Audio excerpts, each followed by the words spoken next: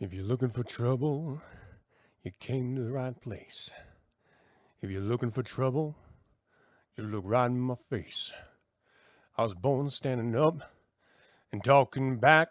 My daddy was a green-eyed Mountain Jack because I'm evil. My middle name is Misery. Well, I'm evil. So don't you mess around with me. I would like, if I may, to take you on a strange journey.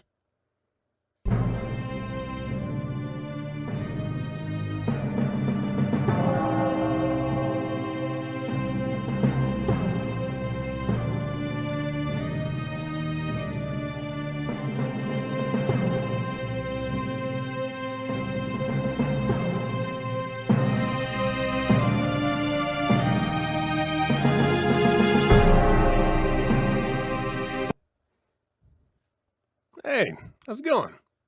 Welcome to 9sense. 9sense is a satanic perspective of our modern world, and I'm your host, Reverend Campbell. It is April 5th, and as of today, we have 1,235,199 worldwide cases of COVID-19, with 67,186 deaths. But I got a great show for you this week. All right, so in The Devil's Advocate, I'm going to be talking to you about humanity. In Infernal Informant, I'm going to be talking about an article called Humanity's Origin Story Just Got More Complicated. And in The Devil's, or Creature Feature, we're going to talk about The Nightingale. It's a 2018 film. And boy, do I got some stuff to say about it. That being said, this past week has been the hardest for me. Now, I had a great time on a Satanist on Cinema episode midweek last week, but not getting out has been really driving me bonkers, like really crazy. I was really at a low point, and then on Friday night, Saturday morning, made a resolve, we've got to get out into the mountains. I don't care what the weather's like. I don't care what is going to happen, whether we're going to contract COVID or not. We have to get in the mountains because I need to feel sane again. And as soon as I did, as soon as we got in the car, packed up our hiking gear, and drove to the canyon, I immediately felt all of the stress wash down off of me. And as soon as we got out there and we were walking up that mountain, looking at the goddamn gorgeous Timpanogos mountain range, I felt alive again. I felt like me again. So I don't know if all of you have the opportunity to go hiking, or whether you are literally on lockdown or not. We're not yet. Just non-essential and, cut down commute. But if you can get out, oh my goodness, it is necessary. I took a few photos and I put those up. While we were up there, on the way up, we saw this deer skull just placed right in the middle of the trail, which was weird. Never saw that before. Hiked this trail many times. And then, I don't know, maybe a half a mile further up the trail, we saw a dead skunk on its back, just hanging out, spread eagle. And it was the cutest dead skunk I've... To be fair, I haven't seen a lot of dead skunks, but this was like Pepe Le Pew cute. Straight up, adorable, but dead. And then we got to the very summit, and we looked in the mud because there was mounds of snow in the middle of the trail, and then the outsides of the trails was all melted and sort of wet and muddy. Massive paw prints of what we're just guessing is a bobcat or mountain lion or something. But it was a huge, huge fucking footprint. And we followed it from the summit all the way to the reservoir, which we were going to. And so the entire time I was like, why didn't I bring my revolver? Why didn't I bring my knife? We are going we have to stay together. If something happens, I'm going to fight a fucking cat and you guys are going to run as fast as you can because there's no way I'm going to let it get you guys. And it was just this panic, immediately set in at the top. And instead of panic for pandemic, it was panic for survival, which is a refreshing change. And it's a different panic. It actually makes you feel alive rather than dead, like I feel sitting in my house all goddamn day. It was beautiful. I had such a great time up there. And then today we went on a walk. The wind was just coming in crazy fast, and it just felt great. And I wish it could be like this, like regular life. I wish we weren't dealing with the insanity of the world that we're dealing with. But in order to mitigate that, I'm going to try to have a good show for you guys. Let me give a quick shout out here. Valeria, how are you, my dear? Thanks for joining. Jupiter, what's up, man? Clinton, how you doing? Kyle, thanks for joining us live, man. Zachary, always good to see you. Ashworth, what up? Malcolm, Dog, how you doing, girl? Jason, good to see you, man. Okay, so you're 40 hours a week. See, I'm 40 hours a week, but I'm at home. So I have the, I don't know, fortune of being able to work from home. What's up, Clinton? Okay, so that being said, couple hints. I just found out today that HBO Go is giving like free series, like the streaming series. So I don't know if you have the app on your mobile device or on your TV or on your computer, but you can stream Sopranos, Veep. There's like a bunch, 6 Feet Under, which is a great series, but they're just letting you stream it for free without having to be a subscriber of HBO. These are award-winning series. Really, really good stuff. So if you're tired of scrolling through, I don't know what you guys scroll through, Netflix or Hulu or something, check out HBO Go. It's worth it. Okay, so let's see here. That's all I really had. I got to give a quick note here. I would not have a trimmed beard or an ironed shirt if it were not for this show and you guys. So you're helping me stay sane, and I genuinely appreciate it. So thank you very, very much. You could easily just tell me to fuck off, and I would do something else, but you don't. So thanks. I dig it, man. What's up, behemoths? Okay, so I got some new intros. And not really new, to be fair. I just did like the laziest thing I could possibly do and put a video behind them. So it's not really a new intro, but at least it fades in and fades out on the music. So I'm not just sitting here waiting. Each of them are 30 seconds. So you know how much interim time each segment intro is. Yeah, I guess that's kind of it. Thanks, Glenn. I appreciate it, man. Let's do this humanity in the Devil's Advocate.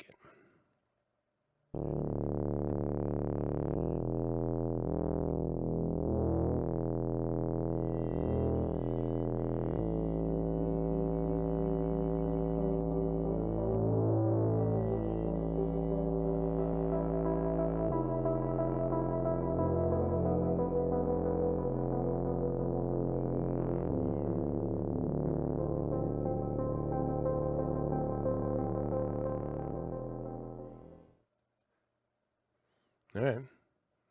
It's something. It's not nothing, but it's something. At least it's just not a flat screen that you guys are staring at. Let me pull up this image here. Oh, do I have an image on this? Yeah, I do. Here we go. A little Da Vinci for you. All right, I wanted to talk about humanity. I've been reflecting on this idea since we've been quarantined, since we've been put on social distancing. And each of the episodes preceding this one, I've been speaking to forms of this in relation to Satanism. So there should be this cohesive thing, this theme floating through all these devil's advocates for the past month and a half, I think. But I'm struggling with this because I want to talk about humanity in the context of being a Satanist. And I think it can be easily conflated that all Satanists despise humanity. We refer to them as the herd. And we've talked about misanthropy in the past. We've talked about a bit of stratification. But I want to talk about this in the context of a species. And so I see humanity in various stages, right? It's like the definition of humanity is good, kind will, being a part of the humanity species. And I don't believe in kindness in general, just because we should. That's a weird moral Judeo-Christian construct. But I certainly believe in discriminating kindness to those who deserve it. Kindness to those who deserve it. Don't waste love on ingrates. So I look at humanity in a couple different ways. I see it in terms of the individual, which I think is primarily how we interact on a day-to-day basis, unless we're just sort of, ad hominem attacking the herd. And then I extrapolate that out and see humanity as tribal. So you have your various Islamic, Judeo-Christian tribes, which I desperately disagree with philosophically, but generally on one-to-one basis, I don't have any issue with them. Organizationally, structurally, tribally, I have an issue with it. And I want to touch on that in a second. But then I think of humanity as terms of evolutionarily, as far as global humanity. And I actually historically, I adore humanity for both its monstrosities and its majestic creation. The way that and I think a lot of us, well, anecdotally, I don't believe a lot of us give enough credence through the Renaissance age to the church, as it were, to the Roman Catholic Church.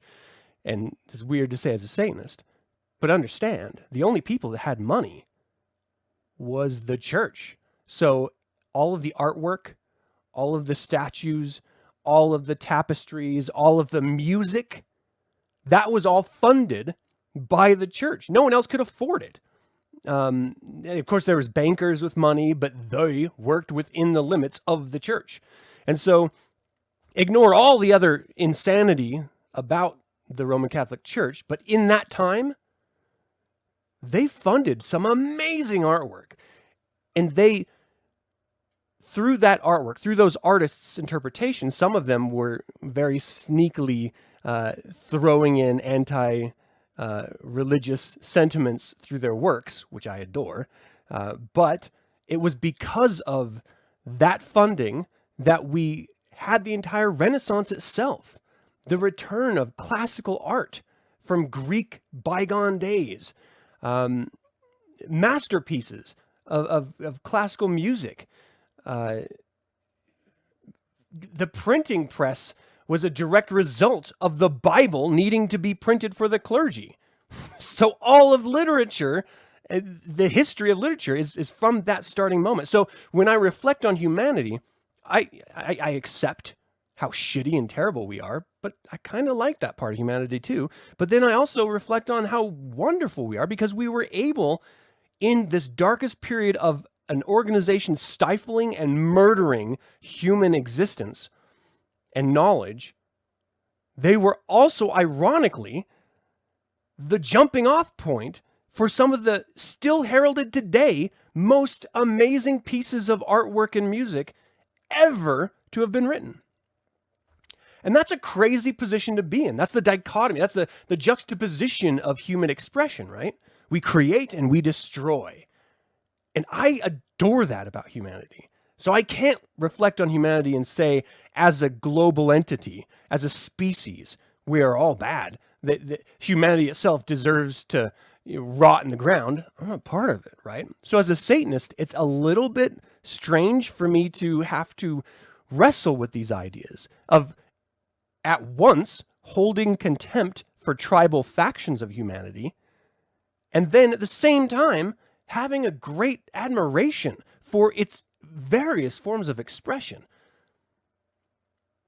It's, you don't really think about that when you're in your lane, in your life, in your neighborhood, dealing with assholes on a day-to-day basis. But I like to take a step back because, of course, I'm obsessed with how we as a species evolved, and we're going to get into that in a little bit here. But through that lens, I gotta love humanity. I absolutely have to. Now, does that mean that I love every individual human? Fuck no. I'm indifferent to virtually every human out there, at best.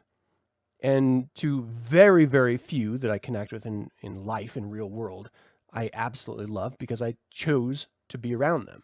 I choose to have them around me. Outside of that, it's indifference. I don't generally hate humanity, as it were. Again, there's exceptions for tribal groups, but that's not the individual. Those are tribal entities. You admire humankind's ability to create and adapt. I really dislike delusional people, though. Yeah, no, absolutely. Well, and here's this. I want to talk about this really quick. Zachary, you bring up a really good point. So when I think of humanity in terms of tribes, typically modern culture thinks in terms of religious, Islamic, Judeo-Christian, Abrahamic religions, as it were. We never, and we excuse our vehemence towards them as a tribe because of the atrocities that they commit on a regular, right? Like they have covered up child abuse on an enormous scale for hundreds of years. It's just a thing that's pervasive in that organization. They murder people that don't agree with their ideas. They've wiped off entire civilizations' histories that informed our existence. So you can't look at them and think that it's a good thing. And so we have this sort of anti-religious sentiment amongst us as Satanists, understandably. But we don't reflect the same way on other tribal groups, like, I don't know, the Roman pagan before 325 AD when Emperor Constantine formed the religious entity of the Roman Catholic Church, right? Before that, they were all just pagans. They committed mad atrocities. They murdered indiscriminately. We don't think of them in the same contempt that we do. What about Egyptians? They enslaved just entire groups of peoples. We don't think of them as contemptible. In fact, most of us connect with their iconography more than other tribal groups. And so is it just distance?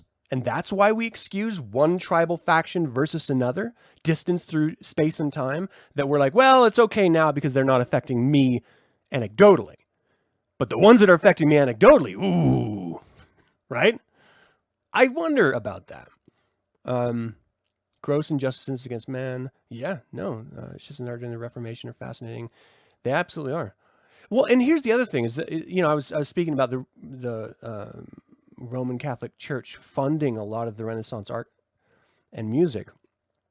Have you ever looked at, if you've ever taken an art class, you know about this, but if you've ever looked at Muslim artwork, like they're not allowed to visually recreate nature, right? So you can't draw flowers or beautiful people. So instead they use geometric patterns and shapes, and it's absolutely gorgeous what they were able to do. Because of their insane religious rules, they were forced to be very creative in coming up in forms of artistic expression. And it is stunning what they did. I mean, truly beautiful. I struggle with the idea of in the context of comparing tribal groups, saying that one is better or worse than the other, right? I couldn't say that Christians are better or worse than pagan Romans, or better or worse than Egyptians, or any other Sumerians, or whatever, Mesopotamia. Choose your tribe. Are they better or worse than those who also had their own strange moral leeways in the name of their religion or their culture? And we do the same thing today, right? We excuse certain behaviors or certain deaths because maybe we enjoy AR-15s. Maybe we enjoy having firearms whenever we want to have them. And so we think that it's okay that on rare occasions, someone mows down 4 to 20 people. They're like, that's all right because I could have my gun. No judgments, but that's a human construct that we're allowing to perpetuate because of our current cultural norms, right? It wasn't so long ago that cultural norms were, as soon as a woman could have her period, she was married off so that literally sold to someone so then she could be a baby farm so that they could have hand workers to live in a plantation or a farm. Like, we forget that we are not so far removed from very atrocious behavior ourselves. Slavery, right around the corner. Women not having the right to vote, not being equal to men, And you can argue whether or not we're still there, but the point is it was much worse not so long ago. So all of these cultural norms that we don't ever reflect on that are a part of humanity in our tribe, we turn another eye, right? And it's okay. So how do we engage in these hypocritical, ironic juxtapositions of acceptance when it comes to humanity as a Satanist?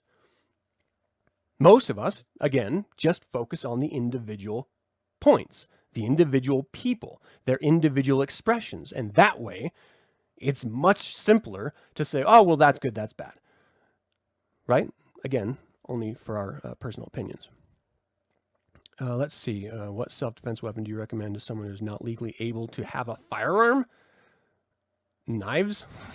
A katana's always good. If you can have a firearm, I would definitely recommend it. You don't think it's okay that anyone murders someone without damn good reason? You mentioned delusional people again with the mass shootings. Yeah, it's only delusional people that do mass shootings. Level-headed people don't do that. So I absolutely agree with you. You've been thinking a lot about the way we talk about people in the abstract, the herd, and I'm really starting to think that there's just people, not persons. And this is kind of where I am right now as well. In the same way that my perceptions about animals have evolved, meaning other than human animals, like animals that we keep in zoos or test on. I am more, I'm not Peter or anything. I'm not like saying animals should be able to roam free in every, location. But I definitely don't believe in zoos. I don't believe in bred in captivity type, unless you're trying to save a species, for example, and then get them the fuck back in the wild. And so in the context of humanity, I'm kind of the same way. And so let me bring this around why I started thinking about this in the first place, because of this pandemic. I can't help but find a sense of happiness and reassurance when I see the medical profession stepping up the way they are in such an unfair, as far as a culture, as far as a species, in the context of professions, how unfair it is for all of us to say, hey, you know what? The only people that are between us and death is you, so you have to work as much as possible, and you're not allowed to see your family because you got to take care of my family when they get sick. They're doing an amazing job around the globe, not regionally in Utah or the United States or North America, but globally, healthcare workers are doing some amazing things. Grocers, the fucking job that people tried to get when they were teenagers, ma'am, paper plastic, ma'am, right? And we sort of look on as like single parent mothers, trying to raise their kids and working as a cash checker. We don't really think of, or like the shelf stocking employee. We don't think of them in terms of a dangerous position, but right now, that's insanely dangerous. You're exposed every single day so that people can go crazy over toilet paper, right? Like, I find joy that there are human beings out there that are willing to do that and are still doing it as the numbers doubled since last week. I don't know if you guys noticed that, the amount of infected and the amount of dead from this disease. Just in 1 week, they're out there every single day. Graphic designers aren't doing shit. Fucking truckers are traveling the fucking country delivering goods. Tattoo artists are fucking out of work, right? And so I'm reflecting on individual human beings that are in professions that were seen as either sort of, subpar for most of us or laughable by some of us, and are now seen as absolutely heroic and indispensable. And I find a sense of contentment, peace of mind, a bit of joy that humanity does not crumble on the first sign of danger. That fight or flight, it's society that's keeping us together. And I would posit that if Satanists around the globe ran everything, and we weren't an extreme minority, which we are, we would not be in this position. And that's not to denigrate Satanists, but again, it's a very selfish religion. We are focused on our own life and the lives of those whom we find to be of value, usually the very close-knit circle. And as Satanists, we believe in survival. So we will lie if we have to lie. We will cheat if we have to cheat. We will hide who and what we really are, what we really think, if it means, because we don't believe in martyrdom, right? As a religion. How many Satanist doctors out there are there? How many of them really don't want to be doing what they're doing? If it was all Satanists, I don't know if we'd be holding up as a society like we are right now. Yeah, I mean, it's something worth considering at least, right?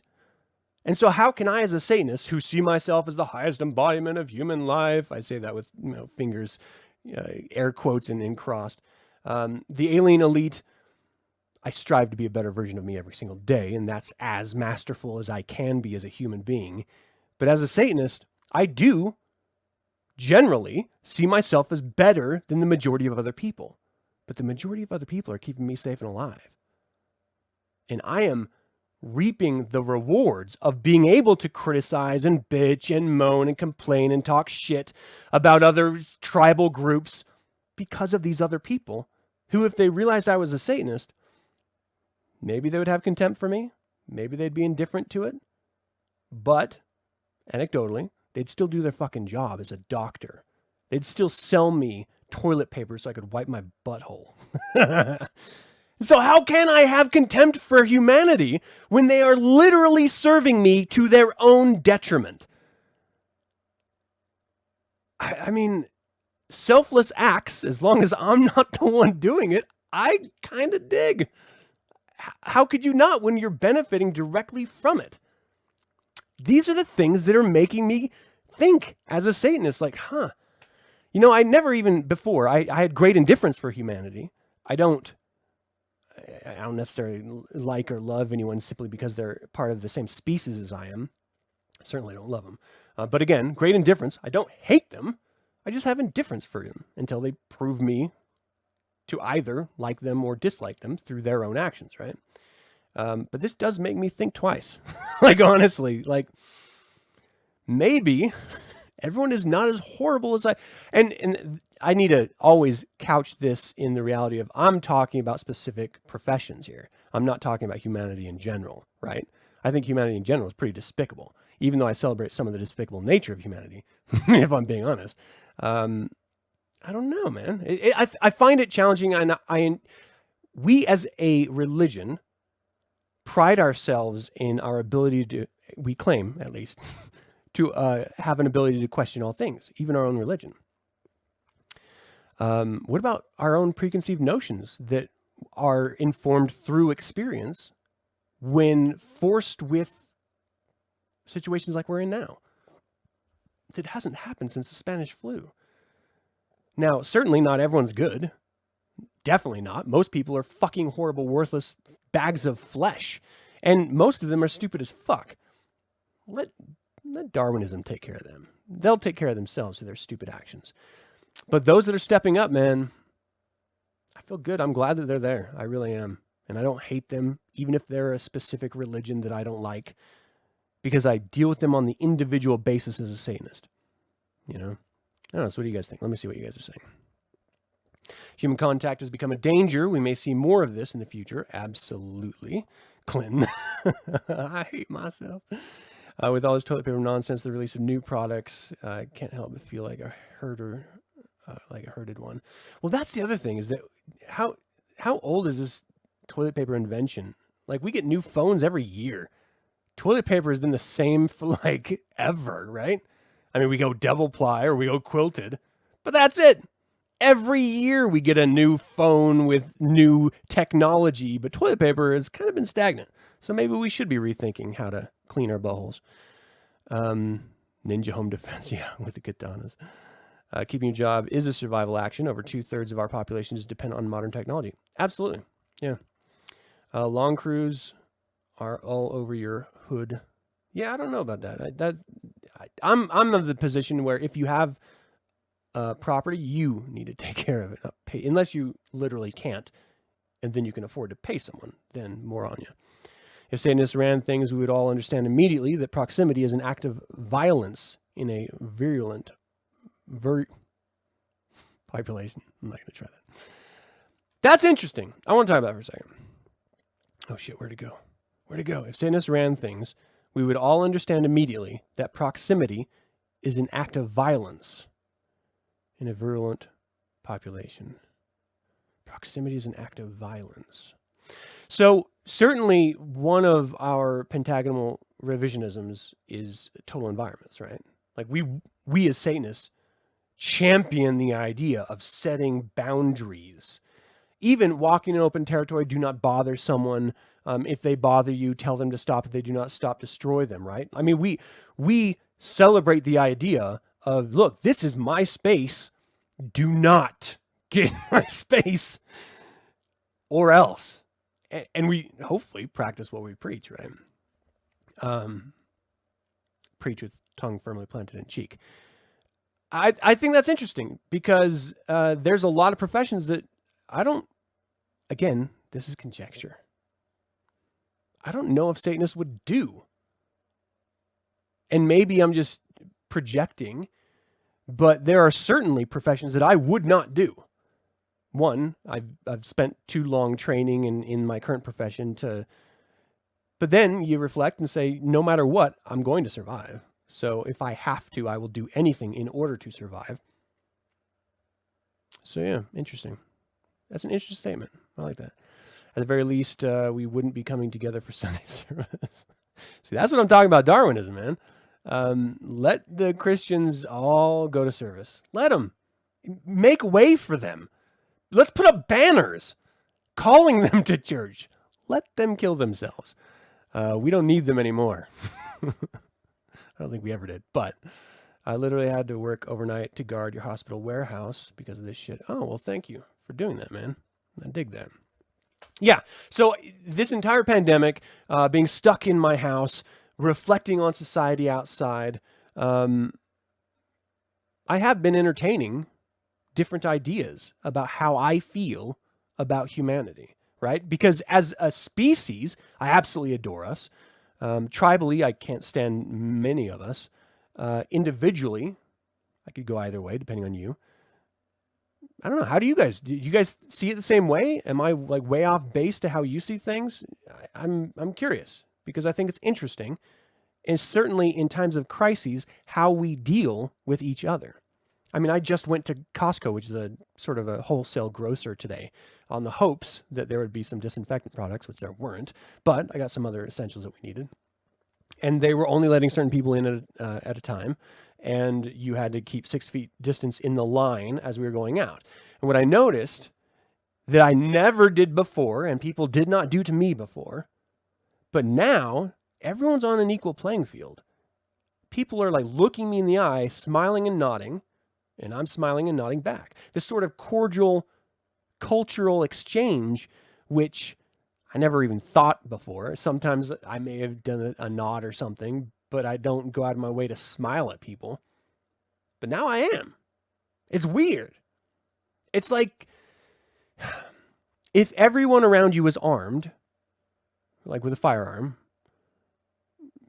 generally, unless you have that one fucking weirdo, which seems to be attracted to groups with firearms, generally everyone's super nice because they know if they're not, there could be a fucking problem.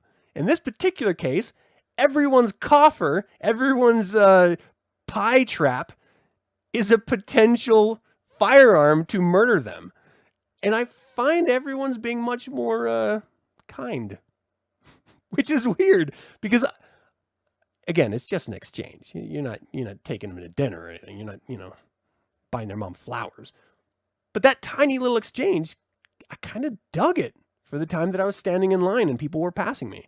Now, of course, as soon as I got my shit, I got the fuck out of there and didn't think about anyone else. But up until that point, I dug it. It was nice. It was a good way to stand in line. If you didn't have an excuse for people, we literally wouldn't have to get a pointless job. There would be things that need to be done, and Satanists would find things. Yeah, and I honestly think that in a society wholly made of Satanists, which there would never be because there's just not, we're a huge minority.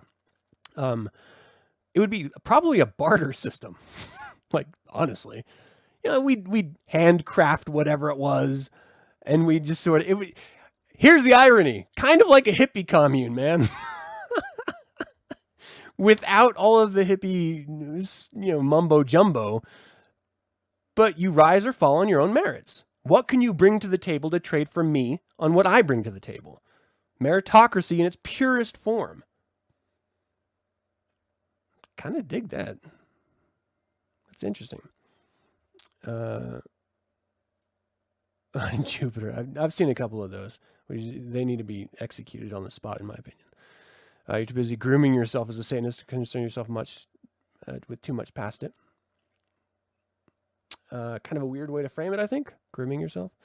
Man, money is a whole conversation. Yeah, no, it totally is. Especially when I'm not going to get into it. All right, well, that's all I wanted to talk about when it came to humanity.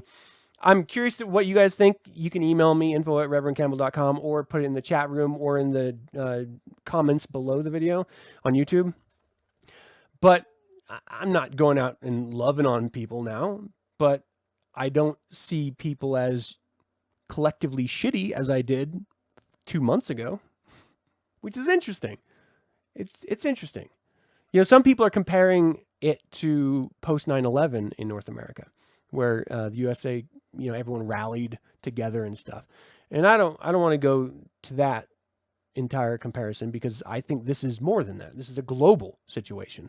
And so I do think as a species, as a realist, as a Satanist, we should think globally and not specifically to our own country, whatever country you may be a part of, because it does cross imaginary borders that we put up. All right, so that's going to do it for this Devil's Advocate. Thank you guys, and let's do a little Infernal Informant.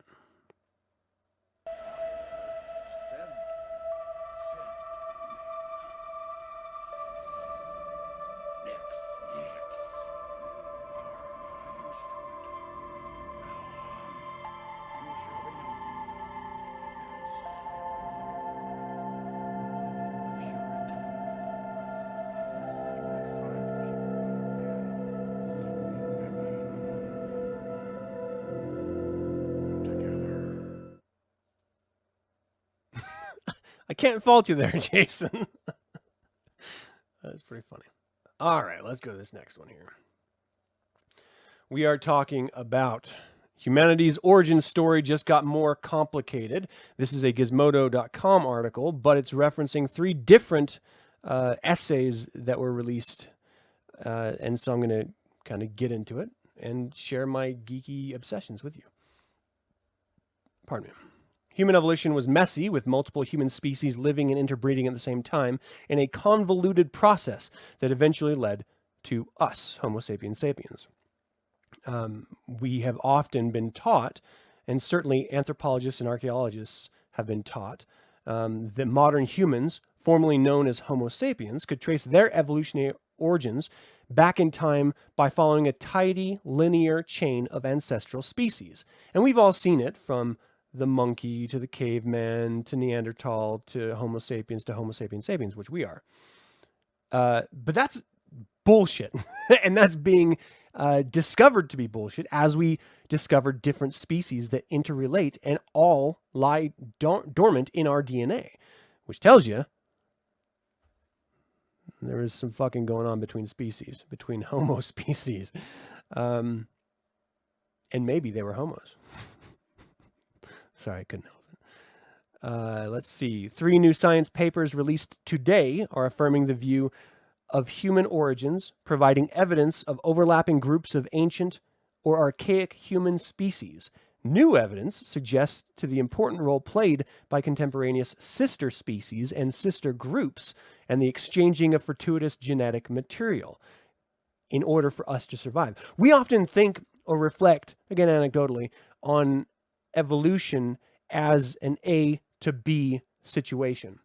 And that's not how it is at all. There's no concept of A needs to adapt to its environment in this way to survive, and so it goes to B, and they need to adapt in this way to survive, and they go to C. No.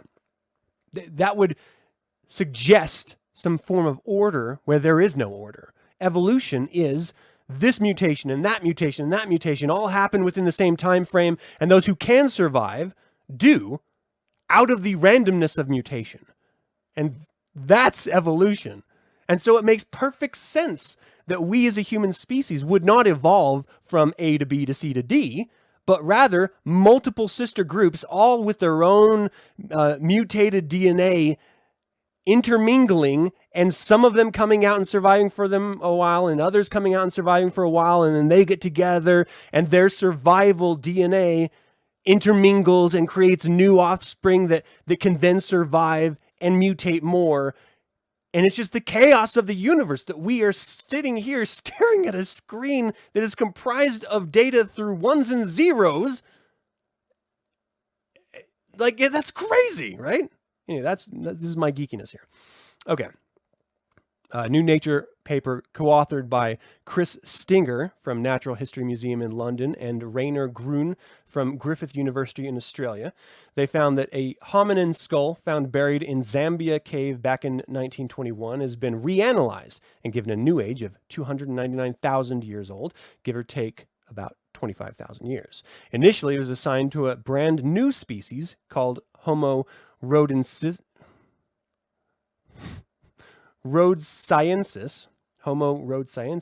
but it was eventually reassigned to Homo heidelbergensis, and then they recategorized the two groups together as Homo heidelbergensis and rhodesiensis, an archaic human that emerged some 600,000 years ago.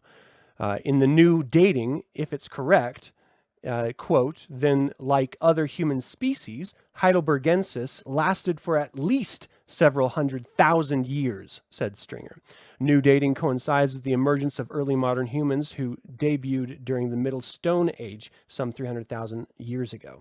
The Natural History Museum in London describes in a press release, it is now looking like Africa and Eurasia were inhabited by a whole range of hominin species just a few 100,000 years ago.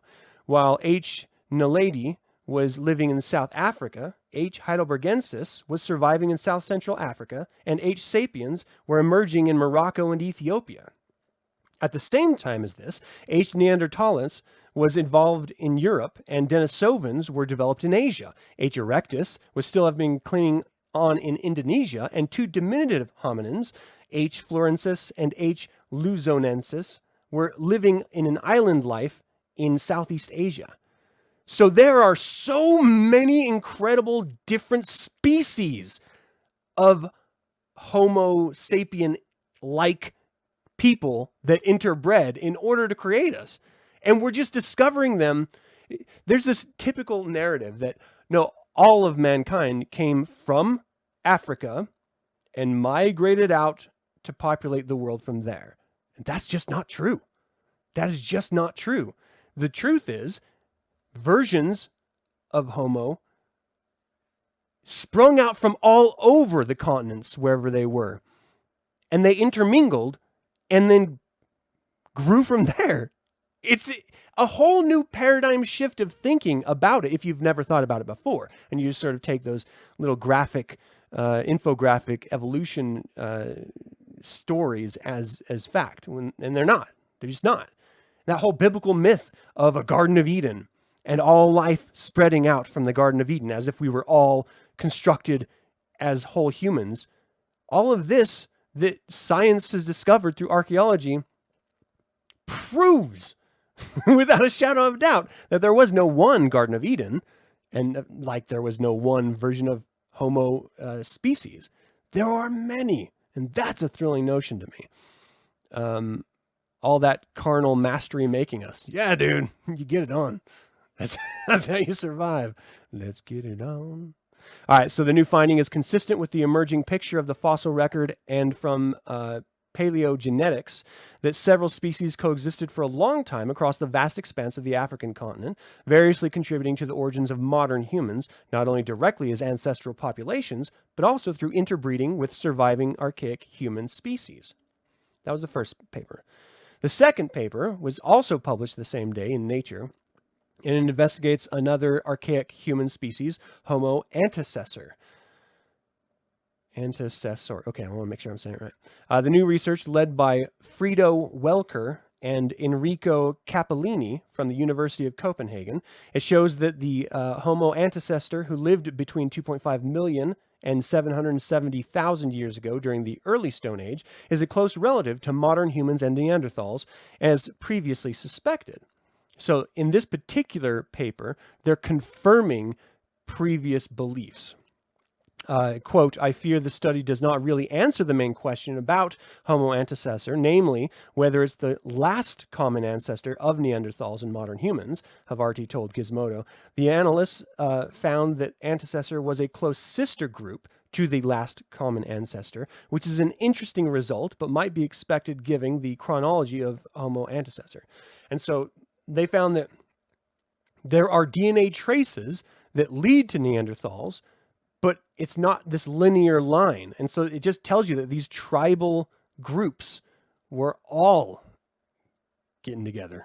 Like it wasn't just like, I don't know how to describe it, because any description is like this children's storybook, right? So it'd be like the brown bear mom meets a brown bear dad and has a brown bear cub. But that's not how it works, right? You don't even have to be a bear for animals to fuck sometimes. But if you want to, have interspecial species, interbreeding through species, black bear and a brown bear could get it on and still have an offspring. And so that's what we did. Sister groups of Homo species.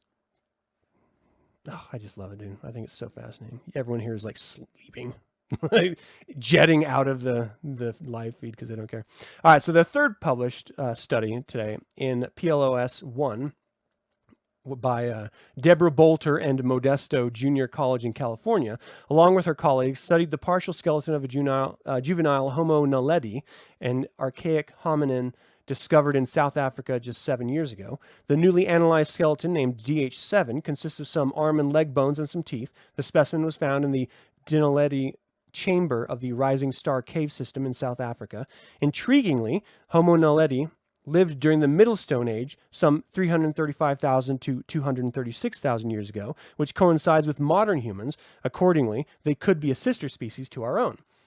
Quote, understanding whether the two species shared features like pace of maturity may help us understand similarities in their adaptations, or perhaps provide clues as to why one species survived and the other went extinct. So in this particular study, they're looking at the youth bones of this hominin, the Homo naledi, in order to see what life was like for that type of species, to see why they survived for as long as they did and why they didn't survive longer than they did.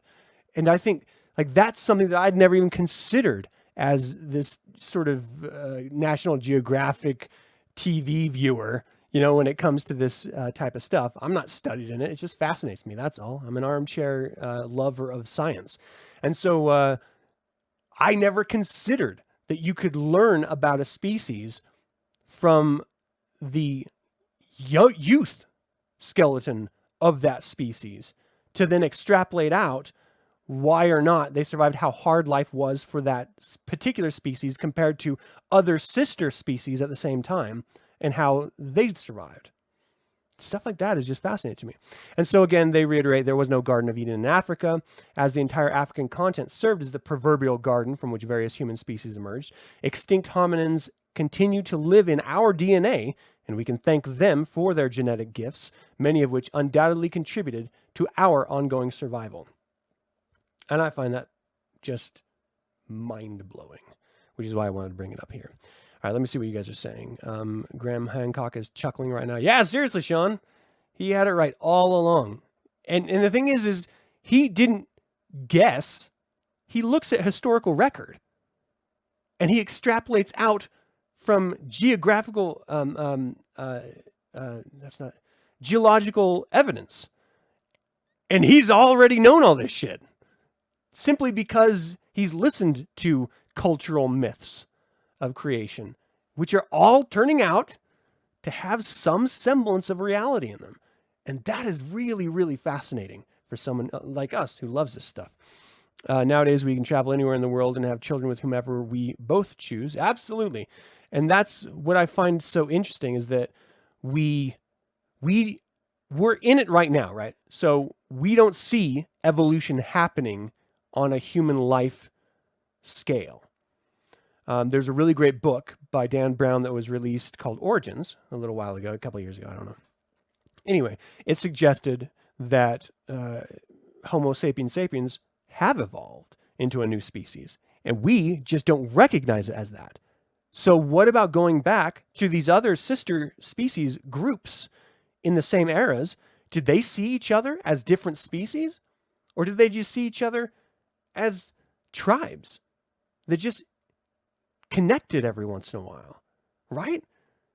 So are we actually evolving right now into a new technology-dependent species, as that fictional book, I want to make sure that's clear. It was just an interesting read is all. But it's a fictional book that brought that notion out there, that we have evolved into this new techno version of ourselves, or at least we're at the very beginning of it. And so we're going to go to a place as a species where we can't come back from. We're not going to be able in years to come to live off of the land. We're going to be dependent on technology as it becomes more and more a part of our physiology, right? It's going to be implanted in us. People are already doing that now. There are generations being brought up right now, millennials and Gen Z, that have never known a time without technology and the internet, when literally all human information, true and manufactured, is available for anyone, and no one looks it up. Anecdotally. So how many generations are we going to see until we do truly evolve into something completely different? And I'm not passing judgment whether that is a good or bad human evolution. But the fact that we're in this transitionary period gives us the opportunity of witnessing that change, in which no one else has ever been able to witness. What about our ancestors? Were they able to look at Neanderthals and be like, whoa, those motherfuckers got it together. Look at those stone tools. Holy shit. And they're like looking at the Denisovans. They're like, oh, do you see that bracelet? How did they carve that? They got a bracelet. I don't even know what a bracelet is, but they got one. Like, they lived at the same time, and they were technologically so advanced in different hominin groups. Did they see it like we do, or were they just like, fuck, eat, kill, you know? I mean, we knew they practiced art. We see it in cave walls. We knew they practiced religion. We see burial graves. So they had some form of primitive religion. So they had some form of primitive art. They were much more evolved than we like to give them credit. So maybe they did see it. Maybe they did see this sort of changing of the human experience, the species. That's thrilling to me. Am I the only one? I feel like I'm the only one.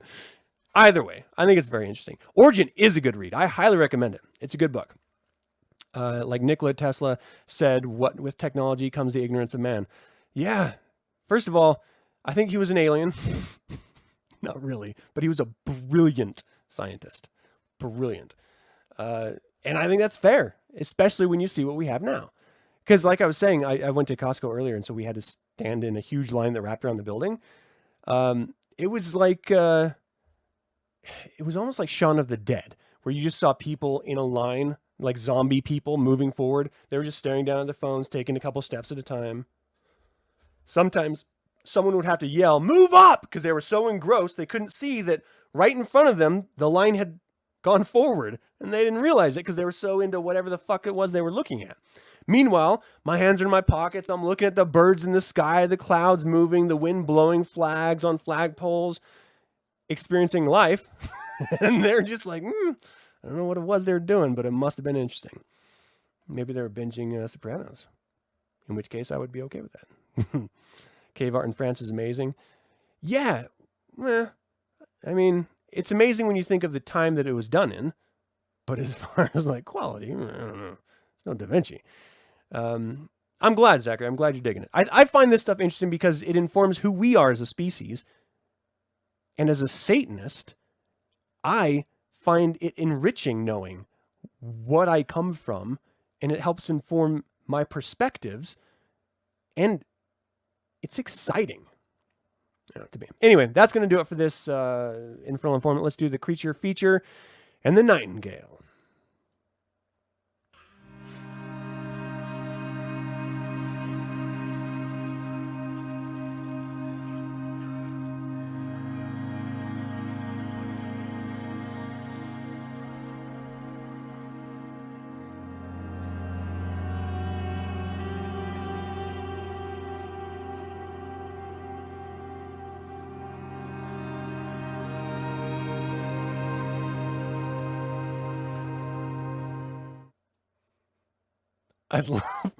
I love the pairing of that beautiful harmonic music with the fly puking on the dude's hand and it's just melting away. God. If you guys haven't seen The Fly with Jeff Goldblum and Gina Davis, you are missing out. I'm telling you, it is a brilliant film. So good. Okay, so we're talking the night. Oh, hold on. I'm going to fix the image.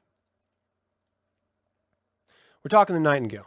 This was a 2018 Australian period drama film, written, directed, and co-produced by Jennifer Kent.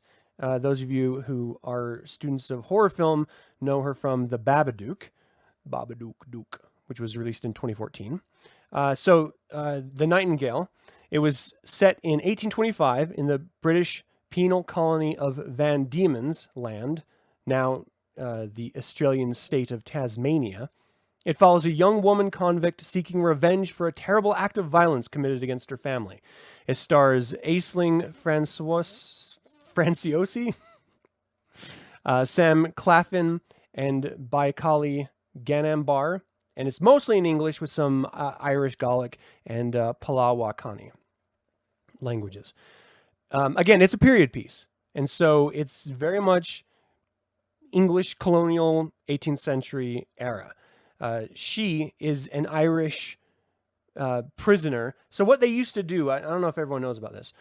If you were convicted of a crime in whatever capacity, whether it's real or not, in this particular case it was real, you're generally sent to a form of jail or prison where they, once it's filled to capacity, in order to get more people in, they would take prisoners and give them to different military or political families, and they would be slaves until the set time that they would then have their ticket of freedom given to them, and they would go off and try to, they serve their time so they can go live their lives. This is very common in English existence in the 16th, 17th, 18th century, in the colonial period for England. They did it to the Irish, they did it to the Scots. The English as a tribe are probably some of the worst human beings in their day. They're just terrible. And this film is going to really double down on that. So as a Scottish ancestry, I've never looked fondly, for no reason, because it's never affected me, just ancestrally, I've never looked fondly on the English. But this film, holy hell. Okay, so this young woman in the poster that you're looking at, she's a thief. So both of her parents were killed when she was a kid. In order to survive, she had to try to steal food. Sort of like Aladdin, but she couldn't sing, so she was screwed. She was caught, thrown in jail, and then given to a lieutenant in the colony, the prison colony that they are in Tasmania, right? By the way, I thought this was like an islander colony, like, I don't know, like Puerto Rico or some shit, like back in the 18th century. So I had the error right, but my wife was like, no, those are Aboriginal people. I was like, no, they're not. They're islander people. And I can tell you as a grown-ass man how frustrating it is to consistently be wrong about every assertion I make to my wife. She is always right, and it fucking sucks because I'm I'm just like, no, I know the English had colonies all over the islands, going from South America to North America. These are black human beings. And so I didn't think that Australia was like, I don't know. I just didn't think that it was colonized like that. I thought it was people like shipped there. I didn't think they were watched over. That's my, stupid me. My wife is always right. So she's like, no, that's Aborigine. They're Aborigine. I'm like, no, they're not. So confirmed, just constant. I'm so absolutely committed that I am right. And then she just does a quick, see? It's like, God damn it again. Every fucking time. So from now on, I just have to swallow my ego and just be like, all right, whatever you say is right. Because it generally is. Anyway, so it's interesting because you're steeped into this colonial perspective from the beginning, right? And it starts off where she is set to perform. It's called the Nightingale because she sings. She's a singer, this Irish, beautiful Irish voice. And so she is dressed up in this really beautiful dress, presented to the, it's kind of like a platoon-sized group of these colony soldiers. And it's because a captain is coming in, and the lieutenant who's over this group is expecting to be put in charge of another colony area, promotion to captain. And so he's trying to, roll out the big guns, make this girl do this great performance and stuff. And so she sings to all these guys. Here's the problem: is in this era, women had no rights. They were regularly fucking raped, and you just had to get along with life because if you didn't do it, then you would probably be killed. And so all of these soldiers are looking at her like she's a piece of meat, and you can tell that even though she's a prisoner, she was supposed to have been released after having done her time 3 months ago, but the lieutenant consistently refuses to let her go because he's raping her. He wants to keep her around, and she's good to look at, even though her husband, who was also a prisoner until he got his ticket, is working as a smith for this group as well. And she has a child as well with her husband. Hopefully, you never know back then. So she is trying to keep it secret so that she's consistently being raped because she knows that her husband would do what any husband would do, murder the person that did it.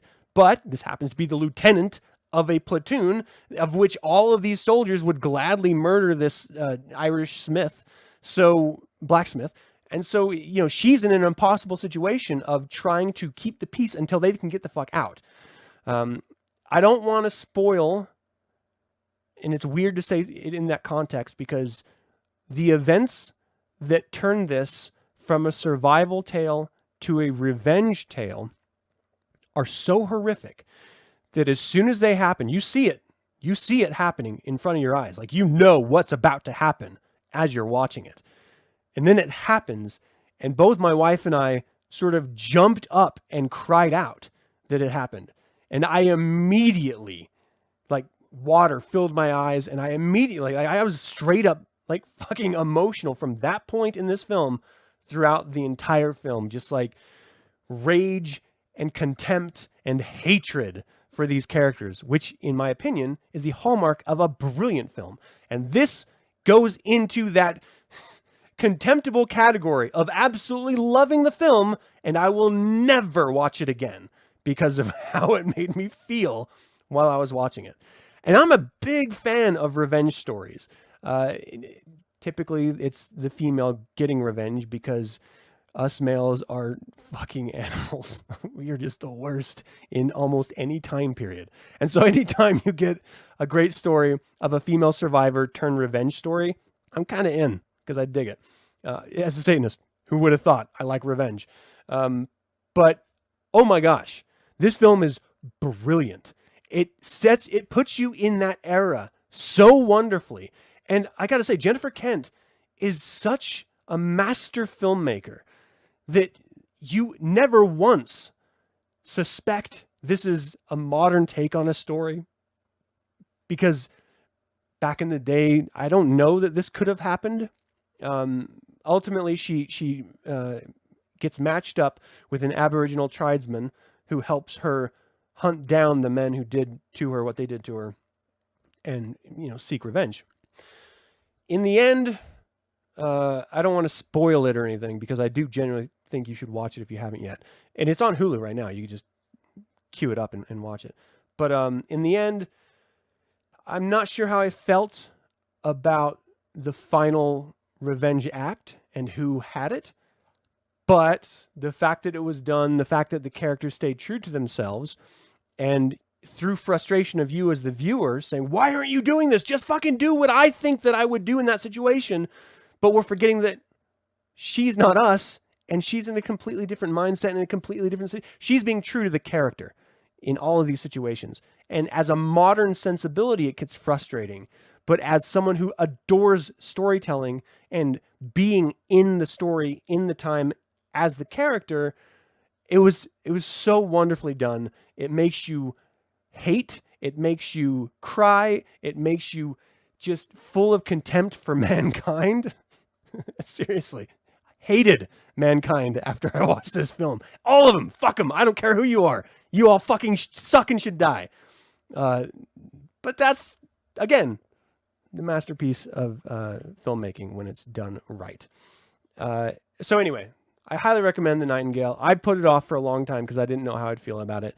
But as soon as we sat down and watched it, and that inciting incident happened, which sort of set the film off on its trajectory, whew, it was so rough. And I don't want to be the only one to experience that shit. All right, and that's going to do it, everyone, for this episode of 9sense. I hope you enjoyed it.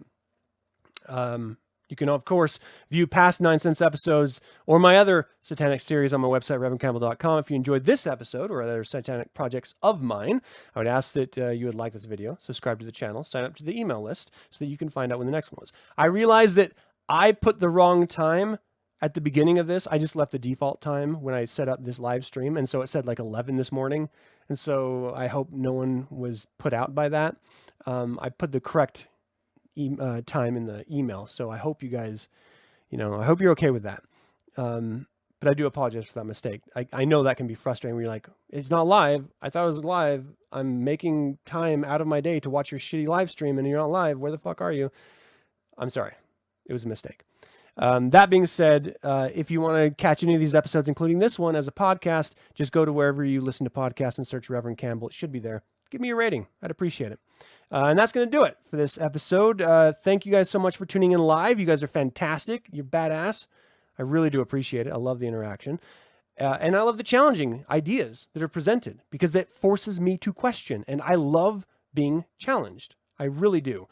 If you'd love to learn more about Satanism, why wouldn't you? Read the Satanic Bible, visit churchofsatan.com. And until next week, all of you heathens, stay safe, stay healthy, keep your 6 feet distance and wear your stupid masks if it's mandated. I don't know if it is yet. I think it is. I think it's suggested, not mandated. But stay healthy. And until next week, hail Satan.